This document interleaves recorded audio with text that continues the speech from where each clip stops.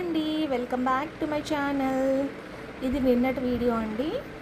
చూడండి, ఇంకా క్లీనింగ్స్ అయితే అవుతూనే ఉన్నాయండి. ఇంట్లో ఎక్కడెక్కడ ఎంతెంత డస్ట్ ఉందో మాకే తెలియకుండా ఉందండి. చూడండి ఎంత డస్ట్ వచ్చిందో, మొత్తం అంతా క్లీన్ చేసి లాక్కొని వచ్చేసరికి. అయితే కబోర్డ్లో పేపర్స్ వేయడం ఎందుకని చెప్పి ఇలా వాల్ స్టిక్కర్స్ ఉంటే ఆ స్టిక్కర్స్ అంటించేసాను అనమాట. మీకు ఇక్కడ ఇదే చూపిస్తున్నాను.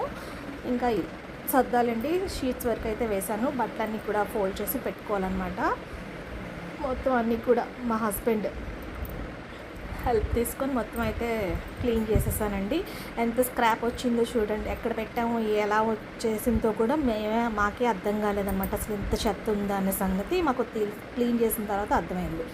తర్వాత పనిలో పనిగా వాషింగ్ మిషన్స్లో కర్టెన్స్ అవన్నీ కూడా వేసేసానండి. అవన్నీ కూడా సరే వాషింగ్ అయిపోయిన తర్వాత ఆరబెడదాం కదా అని చూసేసరికి వర్షం పడుతూ ఉందండి. పెడ వర్షాలు పడుతూనే ఉన్నాయండి, అడపని. అసలు మార్నింగ్ టైం అయితే పడుతూనే ఉంది అలాగా. తర్వాత మధ్యాహ్నం నుంచి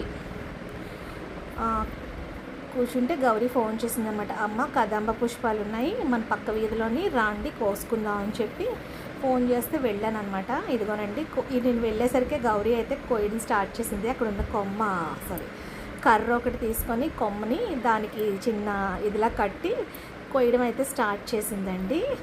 కోస్తూ ఉంటే నేను వెళ్ళాను అనమాట. మా పక్క వీధిలోనేనండి, పెద్ద చెట్టు అయితే ఉంది. చాలా పువ్వులు ఉన్నాయన్నమాట చెట్టు నిండాని.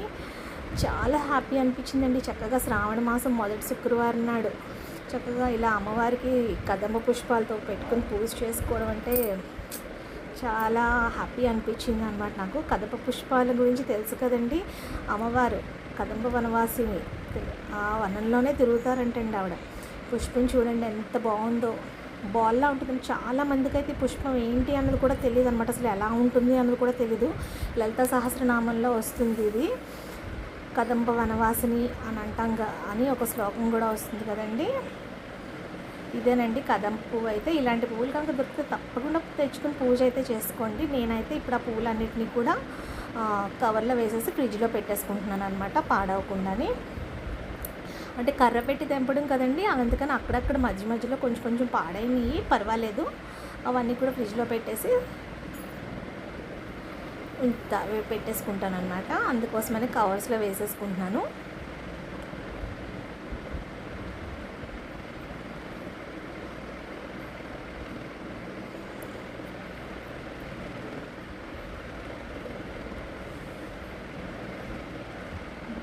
పువ్వులు ఇలా నలిగిపేసినట్లు పెడితే మళ్ళీ నలిగిపోతాయి అని చెప్పి 2 కవర్స్లో అయితే వేసి ఎత్తి పెట్టుకున్నాను అనమాట అండి, ఫ్రిడ్జ్లో పెట్టేసుకున్నాను.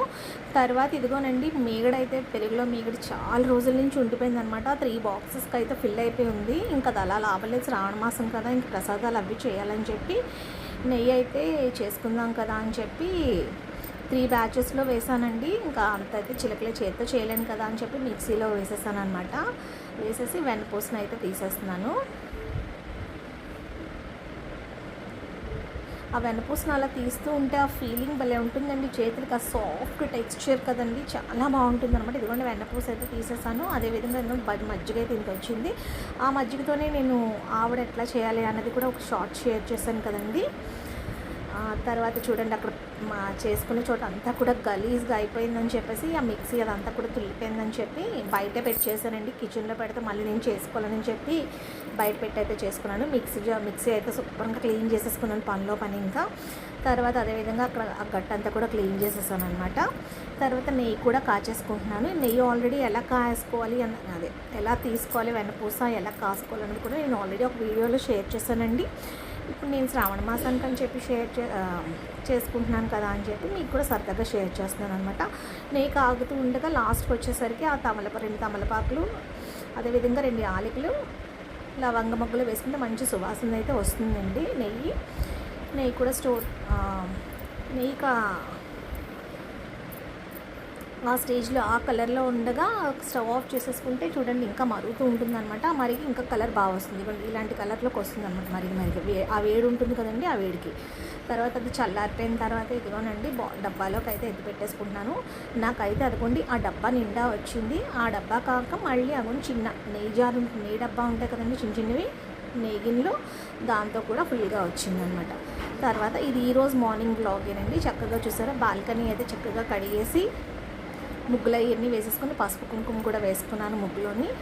బాల్కనీ బాగుంది కదండి మేక్ ఓవర్ చేసిన తర్వాత. ఇదిగోండి ఈశాన్య మూలలో కూడా పద్మం వేసుకొని దాంట్లో కూడా పసుపు కుంకుమ వేసుకున్నాను. బయట వరండాలను వచ్చేసి ఇదిగోండి ఈ విధంగా తులసం దగ్గర ఈ విధంగా వేసుకున్నాను అనమాట. ఈరోజు ఇది ఈరోజు మార్నింగేనండి చేసుకున్నాను. నేను 2 days నుంచి ఫీవర్ అని చెప్పాను కదండి. నైట్ అయితే చాలా నీరసం అనిపించింది అనమాట. శనగలు నానబెట్టుకున్నాను అనమాట నేను.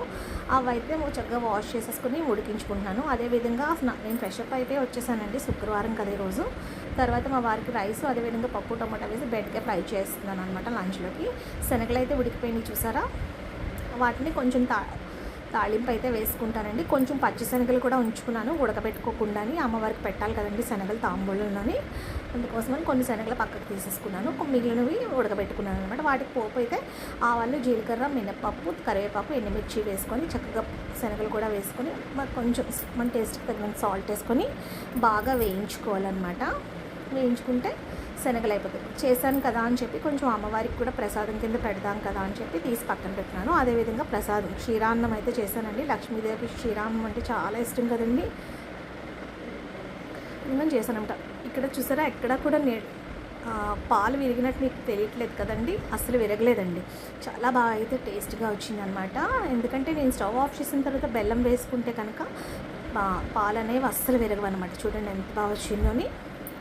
తర్వాత ఇదిగోనండి ప్రసాదాలు అన్నీ కూడా తీసేసుకున్నాను. లలితాదేవికి అదేవిధంగా లక్ష్మీదేవికి కూడా తీసేసుకున్నాను. ఆ బెల్లం ముక్క వచ్చేసి వినాయకుడికి అనమాట అండి. మణిదీపవర్ణం పూజలో పసుపు వినాయకుడిని పెడతాం కదా, ఆయనకి పెట్టడానికి అనమాట బెల్లం ముక్క. నైవేద్యాలన్నీ కూడా పక్కన పెట్టేసుకుని మా వారికి లంచ్ బాక్స్ అయితే ఇచ్చేసాను అనమాట. ఆయన ఆఫీస్కి వెళ్ళిపోయిన తర్వాత కూర్చొని పూజ అయితే చక్కగా ముందు లక్ష్మీదేవికి చేసేసానండి. ఈరోజు కదం పూలతో పూజ చేయాలి కదండి. పైన దేవుడి దగ్గర అయితే మాకు ప్లేస్ సరిపోదని చెప్పి కింద పీట వేరే ఆసనం వేసి ఆవిడకి పూజ చేసుకున్నాను. పైన అయితే లక్ష్మీదేవికి చక్కగా వెండి పూలతో అష్టోత్తరం చదువుకొని నైవేద్యాలు అన్నీ పెట్టుకొని లక్ష్మీదేవికి అయితే పూజ చేసేసుకున్నాను. ఇప్పుడు లలితాదేవికి చేస్తానండి.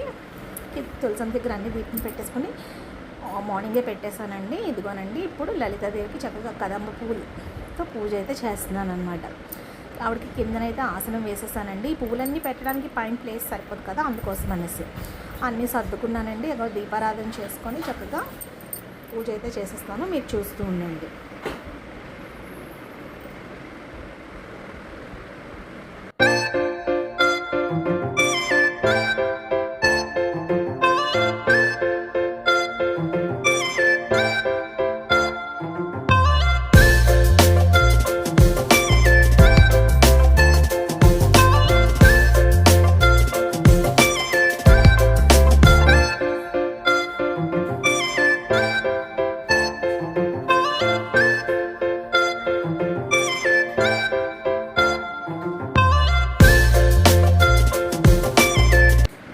ఇక్కడ వీడియో ఆన్లో ఉండిపోయిందండి, నేనైతే చూసుకోలేదు. మొత్తం నేను పూజ ఏం చేశాను అనేది అంతా కూడా రికార్డ్ అయిపోయింది అనమాట. సరే ఎలాగో రికార్డ్ అయింది కదా అని చెప్పి నేనైతే మీకు షేర్ చేస్తున్నాను. మణిదీపవర్ణం పూజ అదంతా కూడా పాటది కూడా వినండి.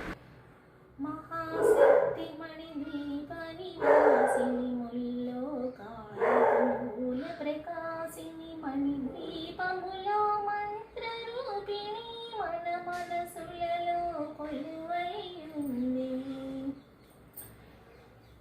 సుగంధ పరిమళ పుష్పాలెన్నో అనంత సుందర సువర్ణ పూలు అచంచల పదుమన సుఖాలు మణిదీపానికి మహానిధులు. లక్షల లక్షల లావణ్యాలు అక్షర లక్షల వాక్ సంపదలు లక్షల లక్షల లక్ష్మీపదులు మణిదీపానికి మహానిధులు. పారిజాతవన సౌగంధాలు సురాదినాదుల సత్సంగాలు గంధర్వాదుల గానస్వరాలు మణిదీపానికి మహానిధులు. భువనేశ్వరి సంకల్పమే జనించే మణిద్వీపము దేవదేవుల నివాసము. అదే మనకు కై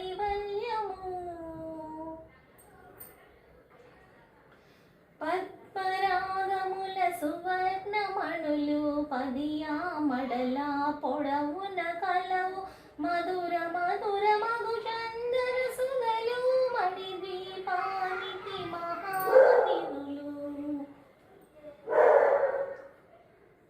ఫలశ్రుతి 14 లోకాలకు పరంజ్యోతి యగు మణిద్వీపవాసినికి పరమేశ్వరిని ఈ 9 విధాలుగా కీర్తించుకొనుటకు 9 దోహాలతో ఈ స్తోత్రం రాయబడింది. అమ్మకు నవసంఖ్య ఇష్టం కాబట్టి దీనిని 9 పర్యాయములు ప్రతిరోజు చదివినా ప్రతి మనిషి తరించవచ్చును. దీనిని శుక్రవారం నాడు మీ పూజానంతరము 9 మారలు పారాయణము లేదా గానం చేసిన ధన కనక వస్తు వాహనాది సంపదలు కలిగి భక్తి జ్ఞాన వైరాగ్య సిద్ధులతో ఆయురారోగ్యాలతో ఐశ్వర్యములతో తొలితూగి చివరకు మణిద్వీపం చేరగలరు. ఇది శాస్త్రవాక్యం. శ్రీ మణిద్వీపేశ్వరి గాయత్రి. శ్రీ మణిద్వీపే సాయి విద్మహే శ్రీచక్రైశ్చ ధీమహి తన్నో దేవి ప్రచోదయాత్. శ్లోకాలు అవన్నీ కూడా చదివేసుకున్న తర్వాత ఇదిగోనండి అమ్మవారికి నైవేద్యం నివేదించేసి తర్వాత తాంబూలం సమర్పించేసి హారతది కూడా సమర్పించేసాను అనమాట. అమ్మవారికి పూజ అయితే చాలా బాగా జరిగిందండి. శ్రావణ శుక్రవారం నాడు ఇలాగ కదంబ పుష్పాలతో పూజ చేసుకోవడం చాలా హ్యాపీగా అనిపిస్తుంది అన్నమాట. మళ్ళీ మళ్ళీ చెప్తున్నానని ఏం అనుకోకండి, అంటే నా హ్యాపీనెస్ని ఎట్లా ఎక్స్ప్రెస్ చేయాలి అన్నది నేను ఇలా 10 సార్లు చెప్తూ ఉన్నాను అనమాట. అంతేనండి, ఇంకేం కాదు, చూస్తూ ఉండండి.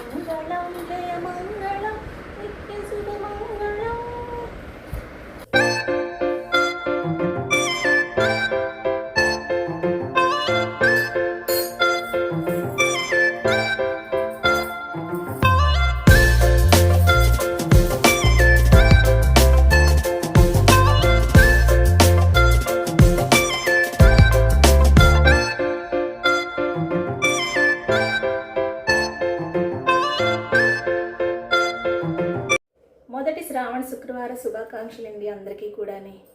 ఈరోజు పూజ అయితే చూశారు కదండి. పైన లక్ష్మీ అమ్మవారికి పూజ చేసుకున్నాను, అదేవిధంగా కిందన లలితాదేవికి మణిద్వీప వర్ణన పూజ కూడా పూర్తి చేసుకున్నానండి. ఈ వారం మొదటి శ్రావణ శుక్రవారం కదంబ పుష్పాలతో అయితే మణిద్వీప వాసినికి పూజ అయితే చేసుకున్నానండి. చాలా సంతోషంగా ఉందన్నమాట. ఫస్ట్ వారం ఇలా ఈ కదంబ పుష్పాలు దొరకడం, పూజ చేసుకోవడం అంటే చాలా చాలా సంతోషంగా ఉందండి నాకైతే మాత్రం. అసలు ఈ పుష్పాలు దొరికితే పూజ చేసుకుందామని ఎప్పటి నుంచో అయితే అనుకుంటున్నాను అనమాట. లాస్ట్కి శ్రావణ మాసం మొదటి వారం పూజ చేసుకునేలాగా ఆవిడ నాకు అనుగ్రహించారు అనమాట, వారం అయితే ఇచ్చారు. చాలా సంతోషంగా ఉందండి ఈ పూజ.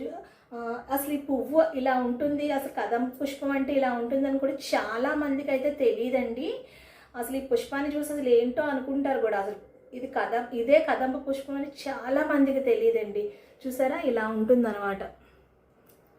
దీంట్లో ఎన్ని రేకులు అయితే ఉన్నాయో అన్ని రకాల సంపదలు మనకు అన్నీ కూడా ఆవిడ ఇస్తారంటండి. చూసారా, దీనిలో ఎన్ని రేకులు ఉన్నాయో అని, ఈ చిన్న చిన్న రేకులు ఇవి ఎన్ని అయితే ఉన్నాయో అన్ని రకాల సంపదలు అయితే మణిద్వీపంలో ఉంటాయంటండి. ఆ సంపదలు అన్నీ కూడా మనకు అందజేస్తారంట. ఆవిడ అలాంటి వనంలో తిరుగుతారంటండి అమ్మవారు అయితేను. ఒకవేళ వీలుంటే కనుక అలాంటి పుష్పాలు ఎక్కడైనా సరే దొరికితే కనుక తప్పకుండా తెచ్చుకుని పూజ అయితే చేసుకోండి. నాకైతే మాత్రం చాలా సంతోషంగా ఉందండి. మొదటి శ్రావణ శుక్రవారం నేను ఇలాగ ఈ అమ్మవారికి ఈ పుష్పాలతో పూజ చేసుకోవడం అంటే మాత్రం చాలా చాలా హ్యాపీగా ఫీల్ అవుతున్నానండి.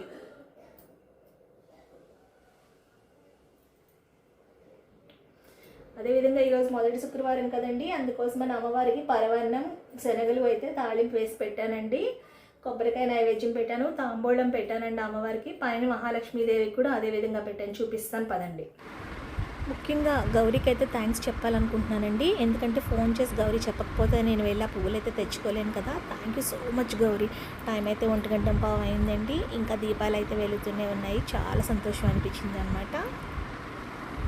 ఈరోజు వీడియో ఇక్కడితో ఎండ్ చేస్తున్నానండి. మరొక వీడియోలో మళ్ళీ కలుద్దాం. అవును, అన్నట్టు కదంబ పుష్పాలతో పూజ ఇప్పటివరకు ఎవరైనా చేస్తున్నారంటే, చేస్తున్నట్టయితే కామెంట్ సెక్షన్లో తప్పకుండా తెలియజేయండి.